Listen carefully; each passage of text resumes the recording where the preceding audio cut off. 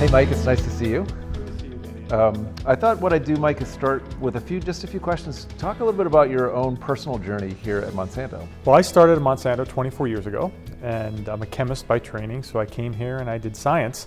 I worked in a lab, and Monsanto was a much different company when I joined. We had a chemical business, and we had the ag business, we had a drug business, and so I started out in technology and spent the first 15 years doing science and managing science within Monsanto, and then had an opportunity in around 2005 to take on a commercial opportunity, and that's when I first moved into the commercial side of the business and had some really neat experiences there. And I've always been able to leverage my science background as I've progressed through the commercial the commercial side of the business. And so now I lead our Americas row crop business for Monsanto. So that's the U.S., Brazil, from Canada to Argentina. Argentina, great. North, Central, and South America. And talk a little bit, Mike, about sort of the broader Monsanto vision. Really what we need to do is figure out how we can go ahead and sustainably intensify agriculture. So how can we figure out how to get more off of the same or an ever shrinking footprint of land? And then, you know, when you do that in the backdrop of climate change and some of the global macro trends, you know, and 20 years from now, the world's going to be hungrier and thirstier, and we're going to have to use technology to figure out how we can go ahead and meet some of these needs. So, you know, feed the world. So, you know, Monsanto is focused on that. We believe in, you know, we're not the only solution. We're going to be a part of the solution, but we think we can be a significant part of that. I'd love to have you just talk a little bit about how you guys have defined and thought about transformational growth. In business, we're all looking for growth, but when I think about transformational growth, it's not simply just, you know, increasing at maybe a greater slope, the top and the bottom line, but it's also shifting the way you're doing business. I mean, changing both internally with your people as well as externally with your customers. And we've had the opportunity as we think about biotechnology and how that's fundamentally changed agriculture. You know, I like to go to the customers first and get a sense of, you know, do they recognize it? Do you know you're doing something transformational? Because your customers will recognize it and they'll tell you. So, you know, there's a customer piece of it that's transformational. Yep. And then the flip side of it is internally. You know, you know you're on a transformational growth curve when there's a little uneasiness within your people.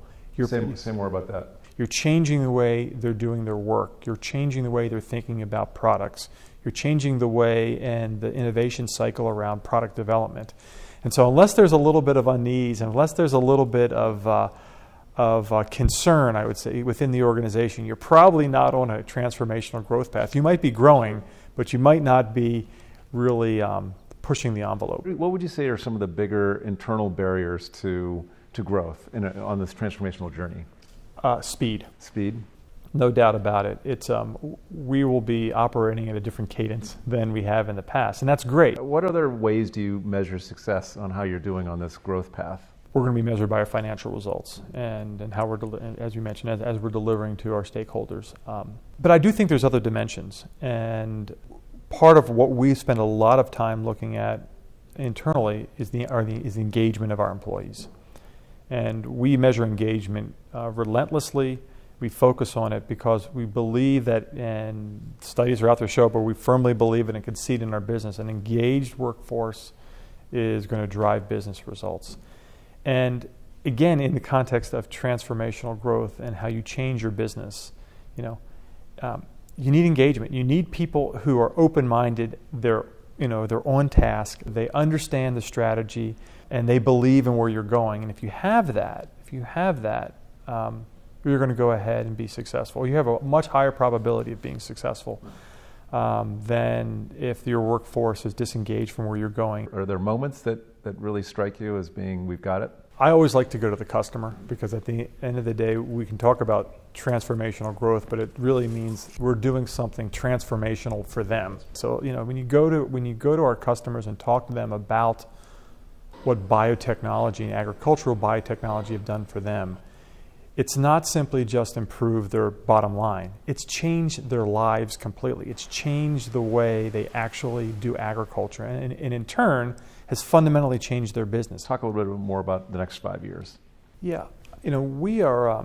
If you think about, and I would actually go beyond 5 years. I would take a 10-year time frame between how we think about our base business and the growth there, the precision agricultural space and decision-making tool space with climate, and leveraging our experience and our capabilities around genetics, sequencing, and our agricultural footprint and testing to bring on new microbial products to fight disease, insects, a whole fertility enhancement, a whole bunch of different challenges that are happening right now in agriculture. So those are a couple of our growth platforms, how we're thinking about it going forward.